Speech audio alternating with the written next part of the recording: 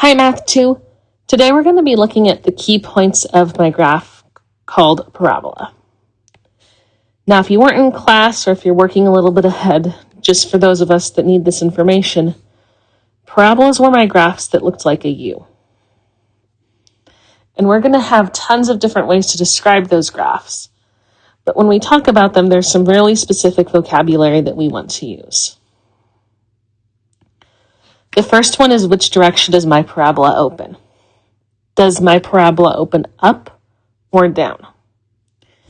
If my parabola opens up, I make a shape that looks like a regular U. That's also what I call a positive parabola. And by contrast, my parabola could open down, meaning the shape it makes is an upside down U, which will also be called negative.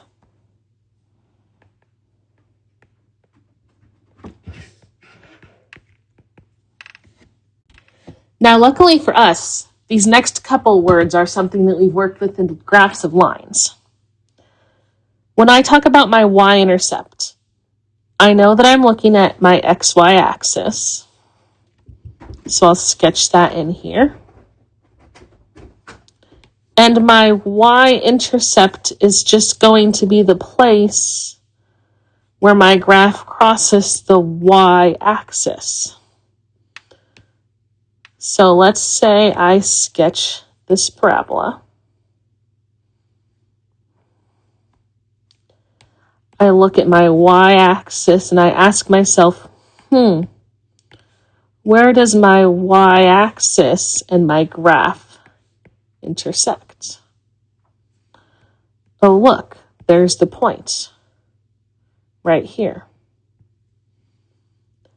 The x value is 0, and I would calculate my y value or look at the graph to read where that's at.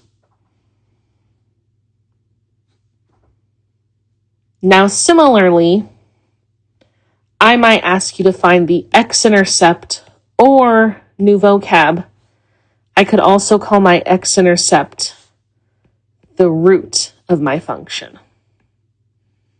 And it's a very similar process. We start by looking at our x-axis and our y-axis.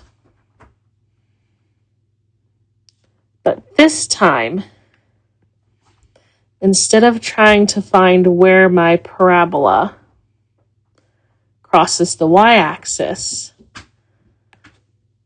I'm going to look for where does my x-axis intersect my graph. And that might happen once, twice, not at all, depending on the type of graphs we use. Paying attention here, I notice, oh look, there are 2 different x-intercepts or roots on my graph. Now for both of those, I notice that the y value is equal to 0. And I would figure out what the x value was based on the scale if I had one.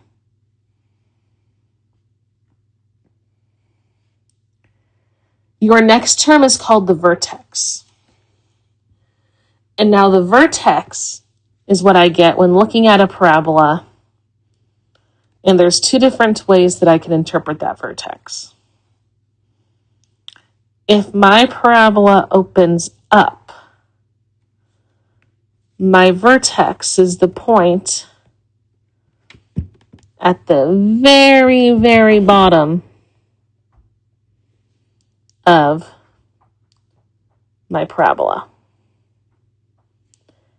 And that vertex for an upwards facing parabola is a minimum value.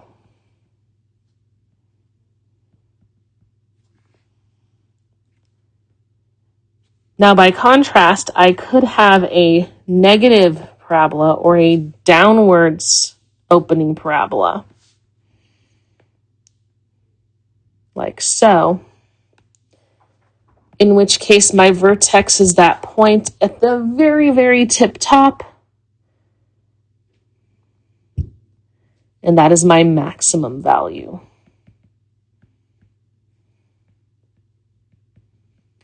So it just depends on which type of parabola you're working with.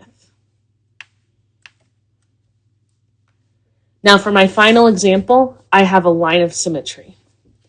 And this line of symmetry is just the same as when we worked with lines of symmetry and shapes before. Let's say I have my XY axis, like so. There's my Y, there's my X. And we're going to draw an upwards facing parabola. It's the same way as if this was a negative or a downwards facing parabola. And I'm going to tell you that that vertex point here is at 2, 1.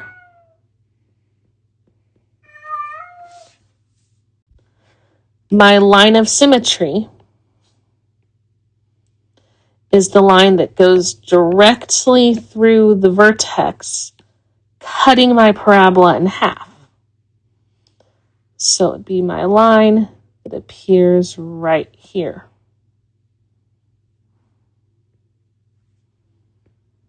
That is my line of symmetry.